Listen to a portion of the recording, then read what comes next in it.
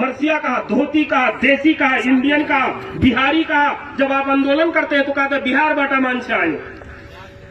जब आप अपना अधिकार मांगते हैं, पूरा मानव सांगलो बनाते हैं इतना बड़ा, जो जितना बड़ा दुनिया में कहीं नहीं हुआ, उतना बड़ा जब आप सांगलो बना करके लाइन लगा देते हैं मेची से महाकाली, तो उसको क्या कहता है? माखे सांगलो। और हम लोग जब अपने अधिकार के लिए रोड पे जाके गोली खाते हैं, पुलिस आर्मी की गोली हमारे सीने में लगती है, हम अपना जान दे देते हैं, प्राण दे देते हैं, तो ये क्या कहता है? 2-4 आप झरने में कहीं फर्क पड़ देगा। हमको आदमी तक नहीं गिनने वाला ये कम्युनिस्ट आपको अधिकार क्या देगा? और पूरा के पूरा सुकुम्बासी और पुनर्वास भूमि सुधार के नाम पे सारे के सारे पहाड़ से ला करके पहाड़ियों को यहाँ पे बैठा दिया। उनको 3 बीघा से लेकर 8 बीघा तक जमीन फ्री में दिया, 8 महीना फ्री में उनको खाना भी दिया, बर्मा, भूटान, थाईलैंड से लोगों को लाके यहाँ पे बैठा दिया, उनको नागरिकता भी दिया। आपका यही जो ये भैरवा है, इसमें बर्मेल टोल है कि नहीं? इनसे पूछो ये बर्मा से आए हैं कि नहीं आए हैं? ये सारे के सारे बर्मा के लोग हैं, अभी भी बर्मेल टोल है। उनको नागरिकता दिया, उनको नेपाली माना, उनको सब चीज दिया, लेकिन यहीं के सैकड़ों वर्ष रहने वाले आदिवासियों को आदमी तक का दर्जा नहीं दिया। ये कम्युनिस्ट वालों का काम। बाद में आ गया ये फोरम सोरम, वही में से फूट टूट के। तो उसने तो क्या किया? अपना नाम में बदलते रहा, मरवाते रहा, लाश की राजनीति करते रहा, खून के साथ बलात्कार करते रहा। सबसे बड़ा धोखा मधेसियों को मधेसी बन के दिया है तो ये फोरम वाले दिया। हरदम मरवाते रहा हम लोग को, तुम मरो। और हम जब मर जाते थे 2062-63 में जब 54 लोग मर गया तो इसको 56 मंत्रालय मिल गया। 54 मरा, 56 मंत्री बने हमारे ये लोग। उपेंद्र यादव जैसे, महान ठाकुर जैसे लोग, राजेंद्र महतो जैसे ठगुआ लोग, भ्रष्टाचारी लोग, तस्कर लोग। जब हम 54 मरे तो ये 56 मंत्री बना। और उसी मंत्र जो है हम लोग जो मरे, उसी लाश का जो है बार्गेनिंग किया, अपने को बन गया बहुत मंत्री। कोई ऊर्जा मंत्री बनता है, कोई उद्योग वाणिज्य मंत्री बनता है, तो कोई परराष्ट्र मंत्री बनता है, उसी का बार्गेनिंग करके। और इतना तक किया, हमारे शहीदों का भी जो पैसा होता है ना, 10 लाख रुपया, उसको भी निगल लिया, सीधा के सीधा वो निगल लिया। 2072 साल में जो हम रोड पे गए संविधान संशोधन के नाम पे, अधिकार के नाम पे, तो 60 लोग अपना जान वैसे दे दिया। अंग भंग कितना हुआ, जेल में कितना पड़ा है, ये बात छोड़ दीजिए। जाने 60 लोग दे दिया तो ये क्या बन गया? उप प्रधानमंत्री भी बन गया, स्वास्थ्य मंत्री भी बन गया। मधेश में आज भी देख लीजिए 50% हमारी माताएं बहनें में आज भी खून की कमी है। मतलब सैकड़ा में 100 महिला में से 50 महिलाओं में खून की कमी है। 100 बच्चों में से 46 बच्चों में खाना की कमी है। 100 लोगों में से 20 लोग को खाना नहीं मिलता है। 100 लोगों में से 40 मुसलमान के पास जमीन नहीं है। 100 में से 45 दलित के पास जमीन नहीं है। वो व्यवस्था नहीं करता है, ये क्या करता है? विदेश जाता है।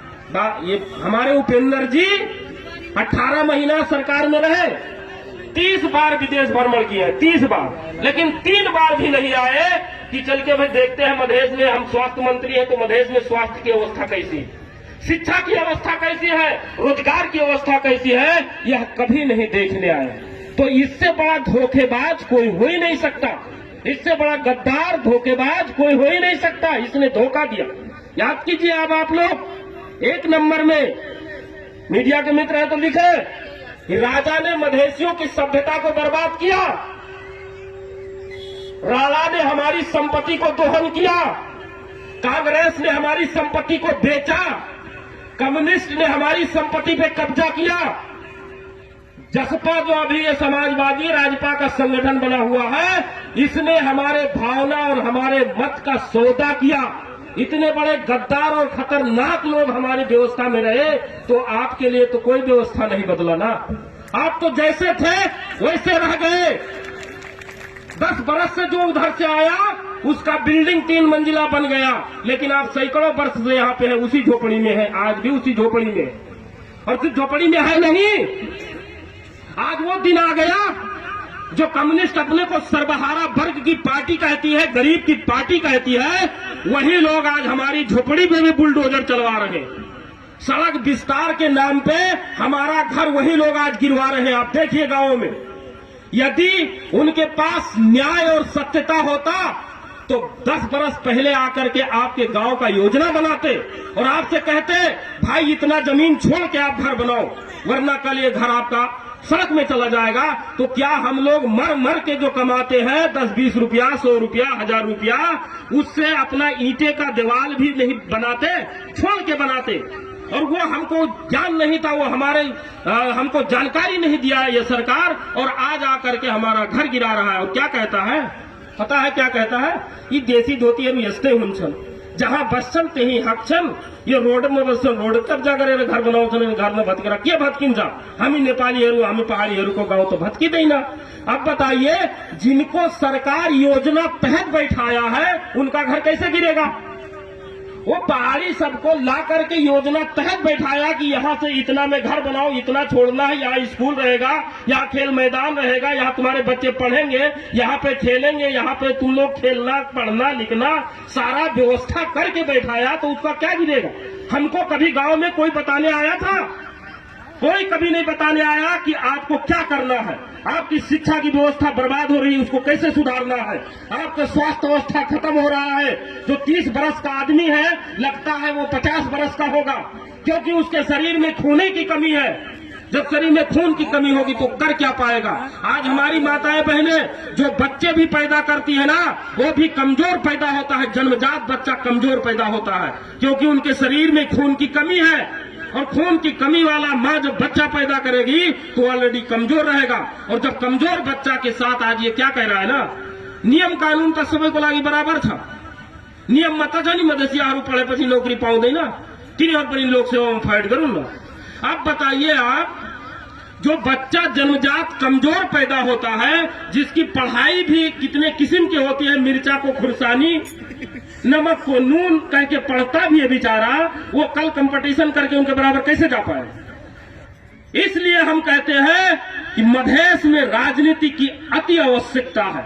बगैर राजनीति की कोई चीज संभव नहीं, अच्छे लोग को राजनीति में आना पड़ेगा। और यहाँ पे देखिए, सबसे बड़ा दुर्भाग्य क्या है, हमको संस्कृति पढ़ाता, हमको संस्कृत पढ़ाएगा, हमको अर्थशास्त्र पढ़ाएगा, हमको मैथमेटिक्स पढ़ाएगा, हमको इंग्लिश पढ़ाएगा, हमको एक से एक विषय सब्जेक्ट पढ़ा देगा, लेकिन मधेश में पॉलिटिकल साइंस कहीं नहीं पढ़ाता है। क्यों? इसलिए हम लोग मांग करेंगे आप कि 10 क्लास से ऐच्छिक विषय के रूप में अनिवार्य पॉलिटिकल साइंस होना चाहिए, क्योंकि हमको समझ नहीं है, हमको समझ नहीं है कि चे गुएवारा 30 वर्ष की जो है उम्र में, 30 वर्ष के आयु में पूरे अमेरिका में क्रांति ला करके वहां पे एक सभ्य देश का स्थापना कर दिया। हमको पता ही नहीं है कि पॉलिटिकल में इतना पावर होता है कि महात्मा गांधी ने जो है लॉ पढ़ के जा करके वहां अमेरिका में वकालत करके फिर आके अंग्रेजों को खदेड़ दिया। हमको पॉलिटिक्स मालूम ही नहीं है, हमको पॉलिटिक्स जानकारी ही नहीं है कि 20 बरस पहले दुबई में कुछ नहीं था, आज पूरी दुनिया का 1 नंबर एक्सपोर्ट और इंपोर्ट का देश बन गया है, पूरी दुनिया में सबसे ज्यादा व्यापारिक का केंद्र बन गया है, सबसे बड़ी दुनिया की बिल्डिंग बना ली है, जो 20 बरस 30 बरस पहले वो दुबई में कुछ नहीं था। आज लाखों लोग हम लोग वहां पे जाके काम करते हैं। आप सभी को मालूम होगा 30 बरस पहले कतार का कोई वजूद ही नहीं था, कतार एक छोटा देश, किसी को मालूम ही नहीं था, रेगिस्तान वाला देश था। आज हमारे लाखों भाई वहां पे काम करते हैं। आज पूरी दुनिया के लोगों से पर कैपिटा इनकम यानी उसकी दैनिक आय सबसे ज्यादा है। क्यों? क्योंकि राजनीति ही सारी व्यवस्था को बदल सकती है, राजनीति हमारे भविष्य को बना सकती है। वही विषय का हमको जानकारी नहीं दिया जाता है। इसलिए पूरे मधेश में नेपाल में लागू कोरोना को मतलब नहीं, लेकिन हमारे पूरे मधेश में पॉलिटिकल साइंस अनिवार्य होना चाहिए। हर विद्यार्थी को जो है राजनीतिक का ज्ञान होना चाहिए। इसका छोटा उदाहरण मैं बताऊं आपको कि आपके गांव में मान लीजिए कोई फोटो लगाता है, कोई तस्वीर लगाता है नेपाल सरकार, ठीक, कोई तस्वीर, चाहे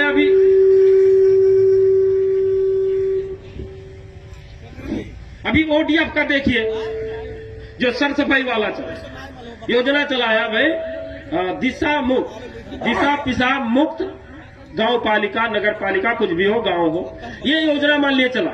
तो इसमें जो फोटो कैलेंडर में या तस्वीर में या वहां पे जो भी लगाता है पोस्टर, उस पोस्टर में भी फोटो छपता है। तो किसका छपता है? गांव आपका है, घर आपका है, लेकिन फोटो जहां पे